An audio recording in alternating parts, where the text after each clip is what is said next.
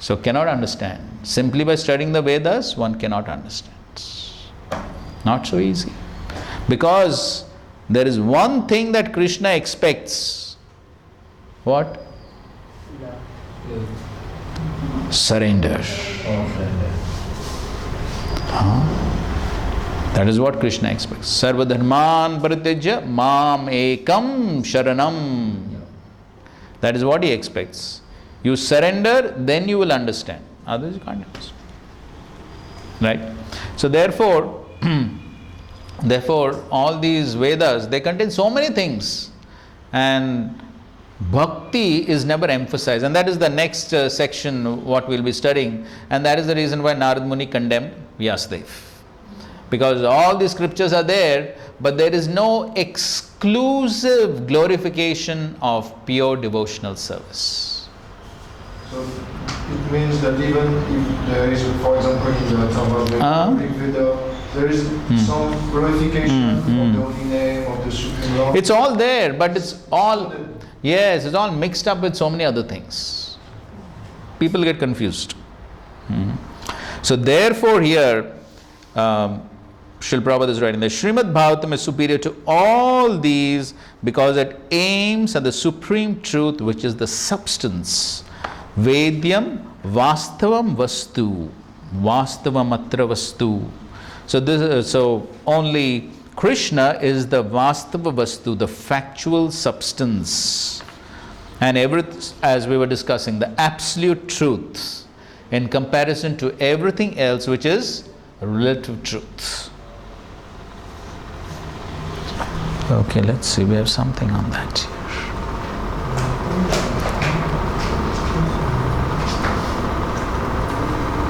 Aparusha is indirect. Nay, Aparusha means one who cannot be, one who is not like an ordinary Purush. Aparusheya means Yes. not ordinary Purush, but transcendental Purush. What is indirect? Oh, Parokshavad. Parokshavad.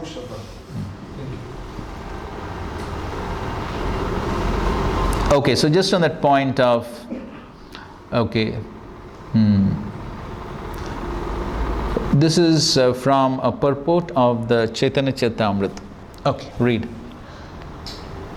Srila Bhaktisiddhanta Saraswati Thakur gives the following commentary on the verse Bhagavad Vichar. As confirmed in Munda Upanishad, there are two kinds of educational systems. There are two kinds of educational system. One deals with transcendental knowledge, Paravidya, and the other with material knowledge, Aparavidya. All the Veda, the Rig Veda, Yajur Veda, Sam Veda, and Athar Veda, along with their corollaries known as Siksha, Kalpa, Vyakarna, Nirukta, Chanda, and Jyotisha, belong to the inferior system of material knowledge of Paravidya. By Paravidya, one can understand the Akshara, Brahman, or the absolute truth. As far as the Vedic literature is concerned, the Vedanta Sutra is accepted as the Paravidya. Srimad Bhagavatam is an explanation of that Paravidya. Okay, so here Srila Bhaktisiddhanta Thakur is so clearly saying that all the Vedas, Prabhu, I hope you sing. So all the Vedas belong to the inferior system of material knowledge, Aparavidya. But it is only the Vedanta Sutra, and Srimad Bhagavatam is of course a commentary on the Vedanta Sutra, that belongs to Paravidya. Continue. Stated in Srimad Bhagavatam itself, Srimad Bhagavatam Puranam Amlam Yad Vaishnavanam Priya. Although Srimad Bhagavatam is counted among the Puranas, it is called the spotless Purana because it does not discuss anything material. It is liked by transcendental Vaishnava devotee. The subject matter found in Srimad Bhagavatam is meant for Paramhamsas, as it is said, Paramo Nirmatsaranam Satam Vedyam. A Paramhamsa is one who does not live in the material world and who does not envy others.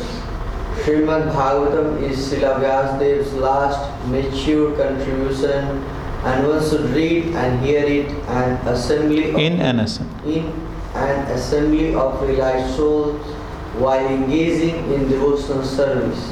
At such a time, one can be liberated from all material bondage. Okay, so one should read and hear it in an assembly of realized souls while engaging in devotional service. So while one is engaging in devotional service, if one studies, then one gets purified by the devotional service, which of course one has to perform that under the instruction of the Paramahamsas. So because we are performing devotional service under the instruction of Paramahamsas, therefore we get purified, and therefore we are actually getting an entrance into understanding this knowledge because of the instruction of the Paramahamsas. Because Srila Prabhupada has given us the Srimad Bhagavatam, he wanted us to read the Srimad Bhagavatam, we are studying under his instruction. By his mercy only we can actually understand. So just on that point of cheating religions, so in the Srimad Bhagavatam 7th canto, this is the 15th chapter. So this is Narad Muni speaking to Yudhishthira Maharaj. So there he talks about the different types of dharma, 5 branches of irreligion, appropriately known as irreligion, vidharma, religious principles for which one is unfit, paradharma, pretentious religion, abhas dharma, analogical religion, upadharma, cheating religion, chala dharma. So one who is aware of real religious life must abandon these 5 as irreligious. So these are 5 types of cheating religions. What's paradharma? Okay, so we'll just see the commentary on. Okay, read. See you only. Religious principles that obstruct one from following his religion, His own religion. his own religion, are called vidharma. Religious principles introduced by others are called paradharma. A new type of religion created by one who is falsely proud and who opposes the principles of Vedas is called upadharma. An interpretation by one's jugglery of words is called chaladharma. A pretentious religious system manufactured by one who willfully neglects the prescribed duties of his order of life is called abhasha, a dim reflection of or false similarity. Okay, so that's the definition of those different types of irreligion. Ketava dharma.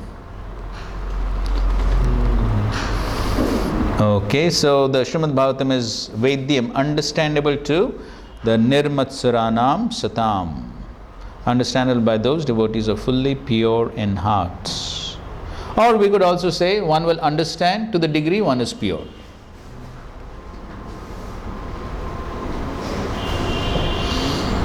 Okay. So on that word Nirmatsaranam, Prabhupada is commenting. Please read. Nirmatsara means to become intolerant when... No, Matsarata means. Sorry. Means to become intolerant when his neighbor is prosperous. In our Krishna conscious movement, if we become envious, oh my God brother, oh he has become so popular, he is making so much progress, so put some impediments towards his progressive path. This is also material. Continue. So this Bhagavad Dharma is not for such envious person. Therefore, it is stated here. But nirvatsaranam satam, not for the envious persons. The envious person, that means materialists. They will not be able to understand what is spoken in the Srimad Bhagavatam. The Vaikuntha consciousness is that if your neighbor, if your brother is prosperous or progressive, then one should think, oh, he is so nice that he has served God so nicely. God is so pleased upon him that he is making so much progress. That is Vaikuntha consciousness. Yes. But Prabhuji, there is some enviousness always there. Yes, till one is in the material world is going to be there. So we understand only to that limit how much we are envious. Pure. No, directly proportional to No, I don't know whether it's directly proportional.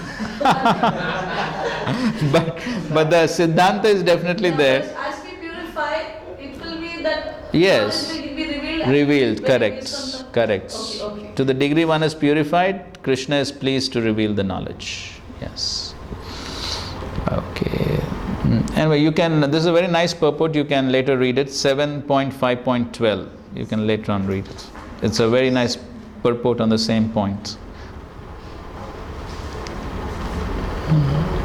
And there's another purport for this non-envious nature, that is 10.13.60. This is one of Srila Prabhupada's last purports that he gave us. But it's very beautiful purports. 10.13.60. Where Prabhupada is describing about Vrindavan.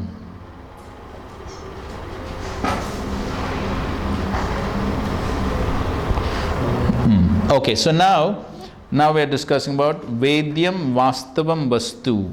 So on that Prabhupada is speaking in this lecture. Read this. It is said, Vidyam Vastavam Atra Vastu Shivadam Tapat Rayam Mulanam. There is Vastu. Vastu means summum bodham, original, and the Vastava. Just like Krishna and his different energies. The different energies are called Vastava in relationship with Vastu. And Krishna is Vastu. So here it is said that Vedyam Vastavam Atra Vastu, Vastava, you can understand Krishna in all his features. And if you understand, then Shivadam, it is auspicious. Mulana. Yes. So, the Srimad Bhagavatam is ultimately meant for understanding the Vastavam Vastu, the actual substance that is Krishna, and everything else that is there in the worlds, in the material and spiritual worlds, is all in relationship to the Vastu, and that is Krishna. And if one understands Krishna, then the result will be Tapatrayon Mulanam, then one will be free from the threefold miseries. Okay, Vishnu Acharya Thakur, commentary on this. Please read.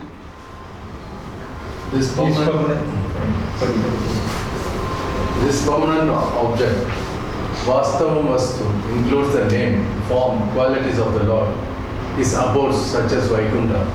His devotees are Bhakti. And Bhakti. His devotees and Bhakti. Okay, so Vastavam Vastu includes all these things, okay? Name, form, qualities of the Lord, His abodes, His devotees, Bhakti. So everything in relationship to the Lord is included within Vastavam Vastu. Go ahead. Because other real object, Vastu, the thing of this world, are not permanent.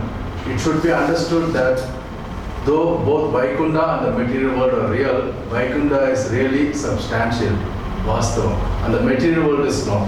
Unreal objects such as a flower in the sky are called Avastu. What will happen with gaining the knowledge of the permanently real? It gives auspiciousness, Sivadam, in the form of becoming an associate of the Lord with Prema as the desired result. It gives release from the three miseries of liberation, Tapatrayon Mulanam, as the Unsought results. Okay, so he's distinguishing between the permanently real and the temporary real.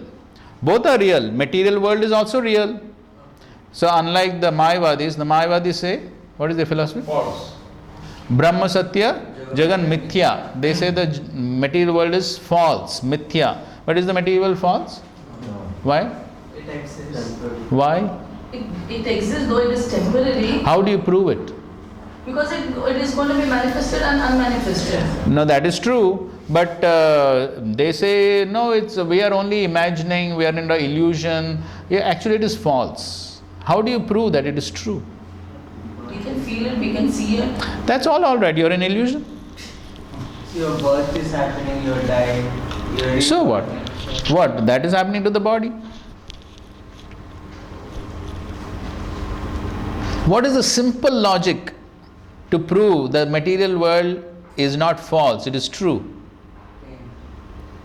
Consciousness. Because Proper simple logic. because it's a bridge to take us back to. From where is the material world coming? Till now we have been discussing so much on this point. From Krishna. From Krishna. And Krishna is truth. Absolute truth.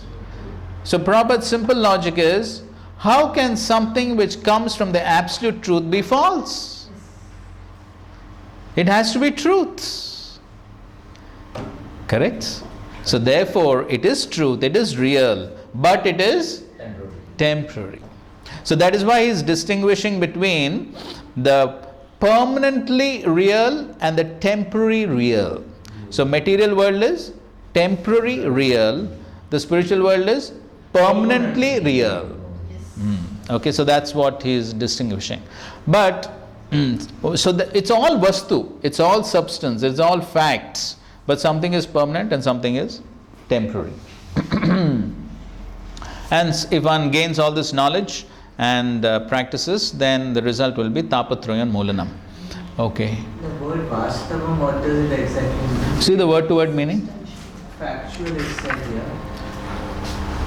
Vastavam means factual. There it's permanent, so it's almost same. Yes. So, where is it? Yes, vastavam vastu here is translated permanent object. So, that's factual. Factual means, yes, it's actually there forever. So that's something which is spiritual.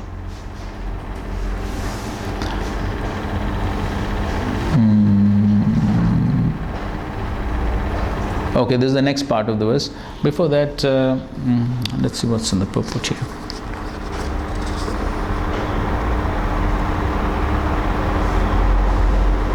So then Srila Prabhupada is writing, nothing is apart from the substance, but at the same time the energies are different from the substance. Again, we discussed these points in the morning, the relationship between the energies and Krishna.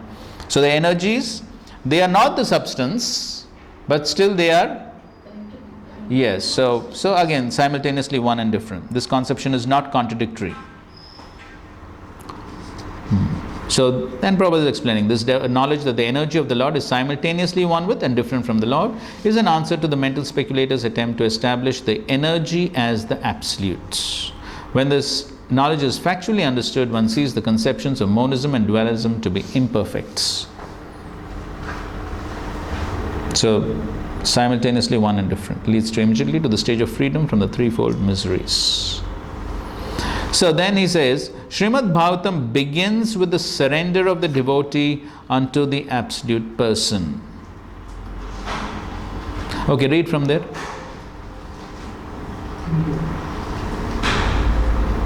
Somebody read. Srimad Bhagavatam begins with the surrender of the devotee unto the absolute person. The devotee is fully aware that he is one with the absolute and at the same time in the eternal position of servant to the absolute. In the material conception, one falsely thinks himself the lord of all he surveys, and therefore he is always troubled by the threefold miseries of life. But as soon as one comes to know his real position as transcendental servant, he at once becomes free from all miseries. As long as the living entity is trying to master material nature, there is no possibility of his becoming servant of the Supreme. Service to the Lord is rendered in pure consciousness of one's spiritual identity. By service, one is immediately freed from material encumbrances. Yes, so how to become free from all the tapa, Shivadam tapatrayan moolanam? By surrendering. So in the material life, one thinks, I am the Lord of all I survey. But what is the result of that? Bhaktivinoda Thakur, Srila Prabhupada very often quoted, Mayar vashe yache beshe kache habudu bai. Jeev Krishna Das, e Vishwas, kor letar dukkanai. So as long as one wants to enjoy the material world, one will be tossed by the waves of Maya, up and down, up and down. But the moment one understands, I am Krishna Das. The moment one realizes I am Krishna Das, no more dukkha. The same thing Prabhupada is saying over here. As soon as one comes to know his real position as transcendental servant, he at once becomes free from all miseries. Because then he knows that I am servant of Krishna, Krishna will take care of me, whatever happens is Krishna's mercy, no more dukkha. But that service to the Lord is rendered in pure consciousness of one's spiritual identity. By service, one is immediately freed from material encumbrances. And then Prabhupada is commenting on Srimad Bhagavate Mahamuni Krite Kim Va Parer Ishvara. Read the next paragraph. Over and above this, Srimad Bhagavatam is a personal commentary on the Vedanta Sutra by Srila Vyasadeva. It was written in the maturity of his spiritual life through the mercy of Narad. Sri Vyasadeva is the authorized incarnation of Narayan, the personality of Godhead. Therefore, there is no question as to his authority. He is the author of all Vedic literatures, yet he recommends the study of Srimad Bhagavatam above all others. In other Puranas, there are different methods set forth by which one can worship the demigods, but in the Bhagavatam, only the Supreme Lord is mentioned. The Supreme Lord is the total body, and the demigods are different parts of the body. Consequently, by worshipping the Supreme Lord, one does not need to worship the demigods. The Supreme Lord becomes fixed in the heart of the devotee immediately. Lord Chaitanya Mahaprabhu has recommended the Srimad Bhagavatam as the spotless Puran and distinguishes it from all other Purans. Okay, so this Srimad Bhagavatam has been given by Srila Vyasadeva, who is the literary incarnation of the Lord, and Srila Prabhupada adds in his translation, in his maturity. So Vyasadeva wrote it when after he wrote all the other literatures, and then he got instruction from Narad Muni. So he had realized so many things by that time, and so therefore it's a very authentic literature written in his maturity, and therefore Prabhupada says it is sufficient in itself for God realization. Prabhupada adds some commentary right in the translation. So, what is the need of any other scripture? Kim va parer ishware. And so, if someone studies the Srimad Bhagavatam, then what is the result? Sadhyo ridya avarudyate atra kritibi shushrushbi tatshanat. So, as soon as one attentively and submissively hears the message of the Bhagavatam, by this culture of knowledge, the Supreme Lord is established within his heart. And tatshanat means without delay. But for whom? Those who are Sushrushubi, by those who are very eager to hear, attentively hear. Then what happens? Avarudyate. Prabhupada in the word to word he translates as becomes compact.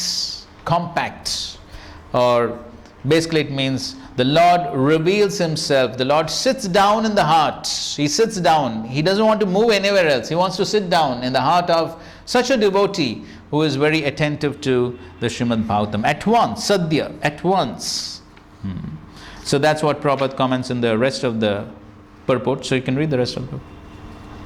Read.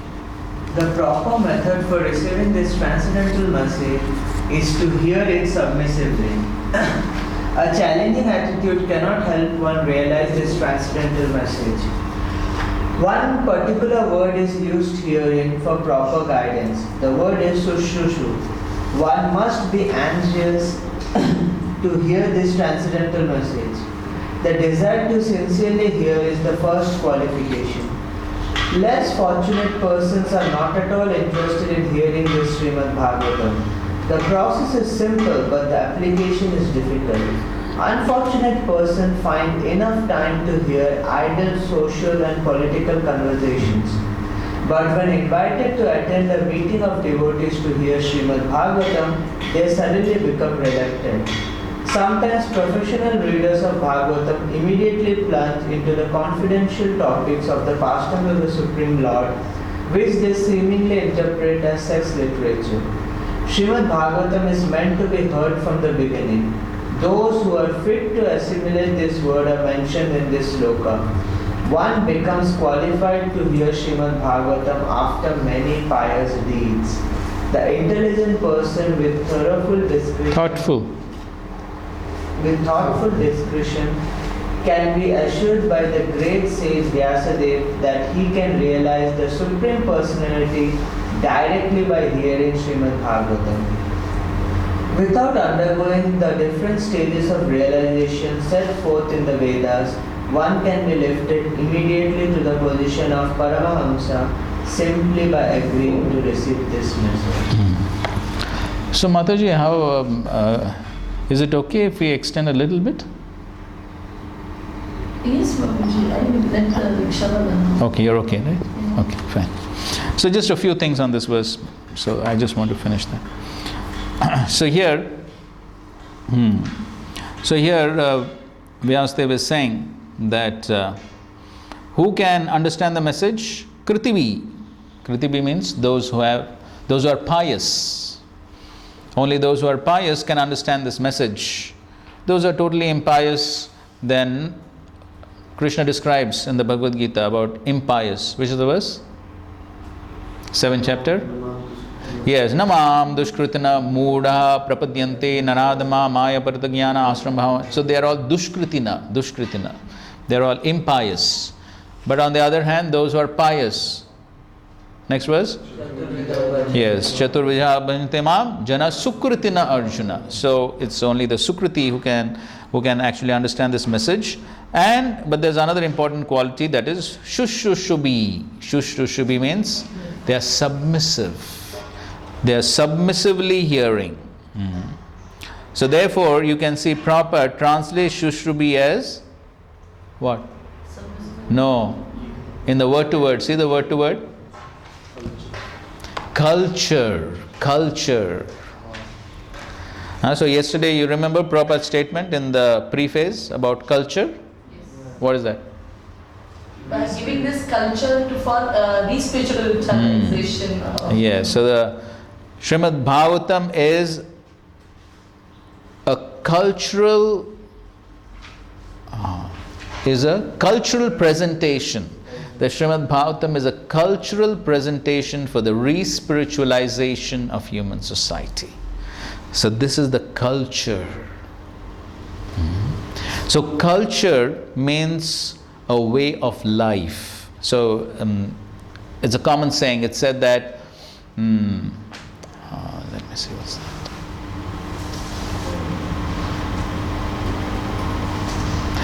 So one performs the same activity again and again, then it becomes a habit, and then habits turn into Tradition. Culture. habits turn to culture only. No, I'm thinking there's something intermediate in between. Nature. Any case, so basically one keeps doing the same thing again and again, it becomes culture. So culture is basically a way of life. So therefore, in order to understand the Srimad Bhagavatam, one must have that appropriate, conducive culture. And essentially that culture is a submissive nature. That is the culture. So because the entire attitude to understand the Srimad Bhagavatam is that respectful attitude, a submissive attitude. Just like in the Nectar of Instruction preface, a very important statement Srila Prabhupada has written. Remember? What's that? The attitude of the... So Prabhupada writes that the advancement in Krishna consciousness depends on the attitude of its follower. So the attitude is something which is very important. So, as somebody has said, attitude defines altitude. Elevated you are. Attitude defines altitude. So it's a fact. So it's all based on what is one's attitude to receive the knowledge in our dealings with other devotees, in our dealings with the superiors. So it's an entire culture which helps us to understand the Srimad Bhagavatam. And so if one does not have that proper culture, then one will not be able to understand. So again, it's not a matter of simply academic study. It's not academic study. Well, one can do it as an academic study, and one will be able to memorize the verses and read the philosophy and repeat the philosophy. All that may be possible. But the real assimilation of the message of the Bhagavatam will depend on one's attitudes, will depend on the right submissive spirits. And that is what Sri Chaitanya Mahaprabhu came to teach us. And we can see what was Sri Chaitanya Mahaprabhu's attitudes. Srila Prabhupada very often gave Sri Chaitanya Mahaprabhu's example to show that attitudes. How did he approach his spiritual master? How did he approach his spiritual master? Ishwara Puri.